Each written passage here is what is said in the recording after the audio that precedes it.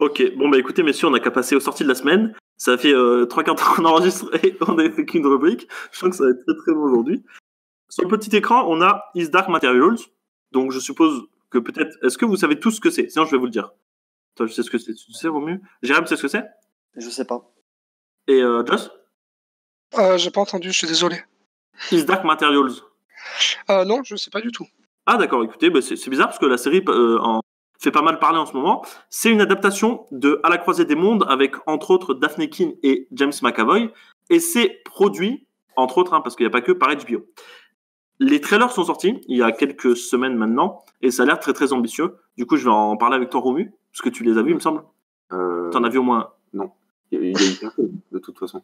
Il y a eu qu'un film, moi, mais je te parle de la série là. T'as vu le trailer? Ah oui, oui. Pardon, oui. Ah oui, d'accord, bah voilà. Excuse-moi. Et du coup, qu'est-ce que tu penses du trailer? Le trailer est très ambitieux. Ah ouais, là, clairement, c'est ambitieux aussi. Ouais. Je pense qu'on se rapproche d'un Game of Thrones, dans l'ambition, je parle. Ok. Ouais, pourquoi pas. Et puis il y a James McAvoy, Daphne Keane, qu'on n'avait pas revu depuis Logan. Ouais. Donc ouais, pourquoi pas. C'est pas un univers qui me parle forcément. Mais... Alors, c'est adapté du bouquin À la croisée des mondes, du coup, il me semble. Est-ce que vous avez vu le film, vous, les gars? Je l'ai pas vu, il y en a eu qu'un, c'est ça, ouais, et ça a été. Ça a pas marché, quoi, c'est ça. Ouais, le film était plus que moyen, donc c'est pas, c'est pas une grande perte. Mais en tout cas, la série a l'air intéressante, d'autant HBO qui est derrière, donc moi ça me hype un petit peu. James McAvoy qui a l'air excellent dedans. C'est pas le rôle principal, malheureusement, mais il a quand même un petit rôle. Donc écoutez, messieurs, à voir, on va peut-être directement passer aux sorties sur le grand écran. À commencer par La Belle Époque de Nicolas Bedos, futur réalisateur de OSS 117.3. Victor et Antoine montent une entreprise visant à replonger leurs clients dans l'époque qu'ils désirent. Film qui était présent au Festival de Cannes, en hors compétition, me semble-t-il. Qu'on n'a pas vu. Qu'on n'a malheureusement pas vu. Joss, tu n'as pas vu non plus, je pense. Non plus, non, je l'avais pas vu. Mais par contre, à Cannes, il s'est fait descendre. Ah. Il a pris très cher à Cannes. Mais par contre, il paraît que les avis maintenant, ils sont assez bons, tu vois, du film. Mais à Cannes, sur le moment, il avait pris assez cher. Je croyais avoir entendu l'inverse à Cannes. Non, il me semble bien qu'il avait pris cher et que finalement, après, les gens, là, avec le temps, ils disaient, ah non, mais finalement, c'était pas si mal. Mais il me semble que sur le coup, il avait pris cher, ouais. D'accord, ok. Si jamais vous avez envie d'en dire quelque chose, n'hésitez pas. Ben, moi, la bande-annonce, je l'ai vue au cinéma la semaine dernière. Elle a été diffusée et j'avais trouvé ça assez intéressant. Pour le coup, j'avais dit que l'idée, c'était pas mal. Bon, ça faisait un peu Westworld, du coup. Mais je trouvais que c'était assez intéressant et pourquoi pas. Après, je pense pas que j'irai le voir. Mais pourquoi pas. C'est un peu à Truman Show, dans ce côté monde cloisonné. Ah ouais, on a un peu jolie référence. Ouais. C'est vrai, ouais, carrément. Après, pourquoi pas. C'est français, c'est ambitieux. Ok, bah écoute, pendant que tu as la parole, on va essayer de parler de Fury maintenant, film d'Olivier Abou, que je sais que tu attends parce que tu m'as envoyé le trailer. Ouais. Pour le résumer, pour les vacances d'été, un couple prête sa maison à la nounou de leur fille. À leur retour de vacances, la famille trouve les portes fermées, les serrures ont été changées et les occupants prétendent être chez eux. C'est un film inspiré de faits réels. C'est un projet que j'attends et un film ancré dans le réel, je pense. Parce que c'est un sujet... inspiré de faits réels pour le coup, donc ouais, voilà. Il peut pas être plus ancré que ça, je pense. Ouais, j'espère. Et je trouve ça assez jouissif, tu vois, le concept. Donc, c'est un film français? Ouais. Un film français de genre? Ouais, bah c'est justement un genre qui monte en ce moment en France. Tout à fait. Le film fait beaucoup parler de lui en ce moment. Est-ce que toi, Joss, vu que tu nous parleras des films de genre après, c'est un film qui t'attire maintenant que tu as eu le synopsis? Eh ben, carrément. Et je pense que s'il est diffusé...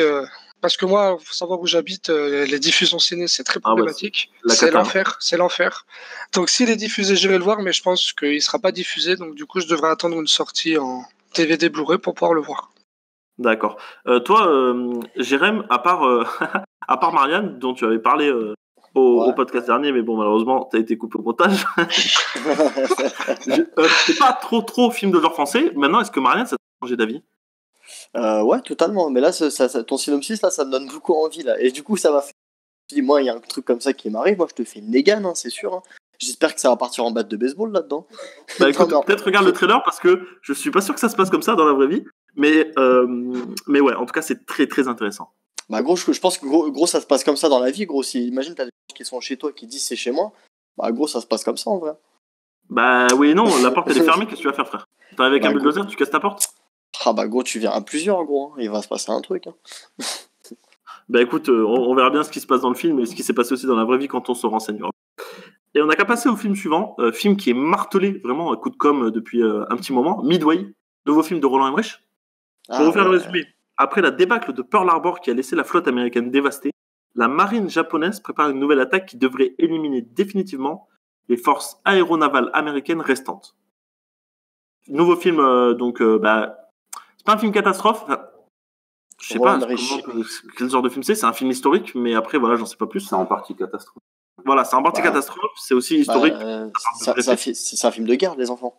C'est potentiellement un film de guerre. Moi, j'avoue, pour le coup, je suis plus hypé par 1917 que en parlant de film de guerre.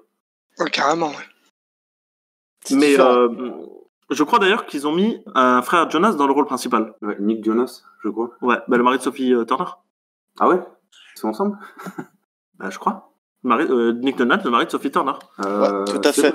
C'est possible. Non, mais c'est sûr à 100%. Marie a fait que de me le dire. Ah.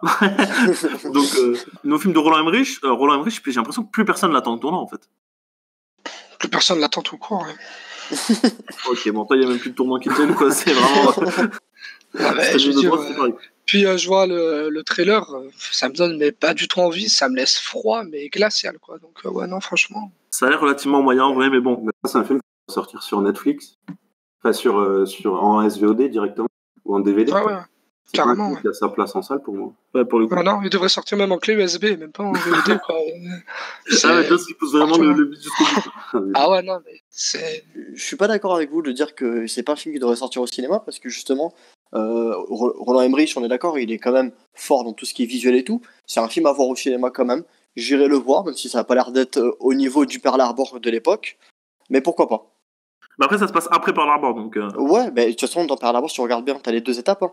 T'as l'étape quand ils se font attaquer et l'étape où ils attaquent après. Hein. Mais écoutez, oui, Roland Emmerich, là, pour le coup.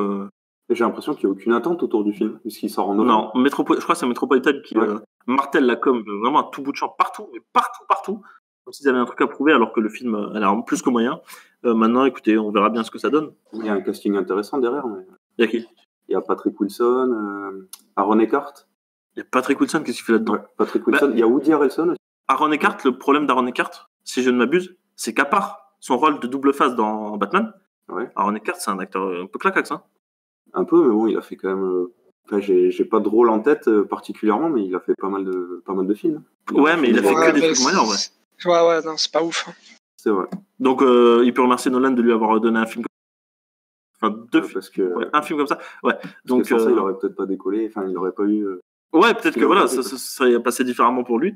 Mais bon, Patrick Wilson, par contre, moi j'adore Patrick Wilson, vraiment. Même s'il fait des fois des trucs relativement moyens, je pense au dernier film adapté de Stephen King qui est sorti sur Netflix, Dans les hautes herbes, où il joue le père de famille. Il fait des films moyens, mais je trouve que c'est un mec qui a vraiment une bonne gueule, Patrick Wilson. T'as envie d'aimer ce qu'il fait.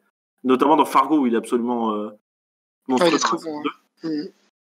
Quelle saison déjà? Saison 2, Fargo. C'est quel personnage déjà? C'est le flic.